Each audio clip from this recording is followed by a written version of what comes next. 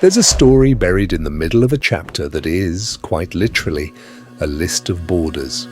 Which tribe got which hill? Which family got which valley?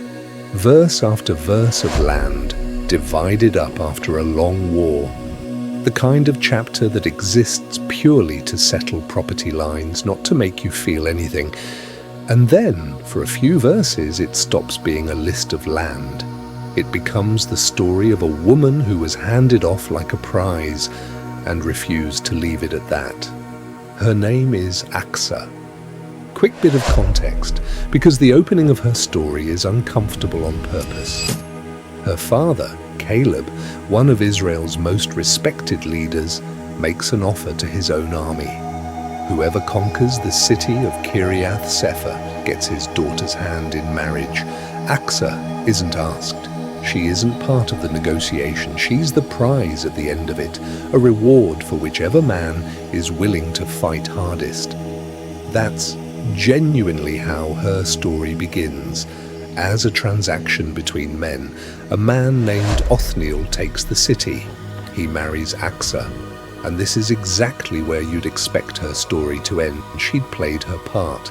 The land deal was done. Most women in ancient conquest narratives disappear from the text at precisely this point. Achsah doesn't disappear. As she's brought to Othniel, she urges her new husband to ask her father for a field. But then, and this is the detail worth sitting with, she doesn't wait for Othniel to do it for her. She goes herself. She gets down off her donkey. That single detail is in the text on purpose. In that culture, dismounting in front of someone you're addressing was a sign of urgency and respect. It's a physical signal that what she's about to say matters, that she's not making small talk. Caleb sees her and asks, "What do you want?" And she doesn't ask timidly. She doesn't hint. She names exactly what she needs. "Give me a blessing," she says. "Since you have given me land in the Negev, give me also springs of water." Here's why that request is sharper than it sounds. The Negev is desert. Land there without water isn't a gift, it's a liability. Her father had handed her ground that looked generous on paper and was nearly worthless in practice. Achsah knew the difference. And instead of quietly accepting what she'd been given, she went back and asked for the thing that would actually make it valuable. And Caleb doesn't just say yes, he gives her the upper springs and the lower springs, both, more than she technically asked for. So here's the question worth asking. Why does a chapter built entirely out of tribal borders and land surveys stop just once to tell us this? Because this book isn't only interested in who owns what ground.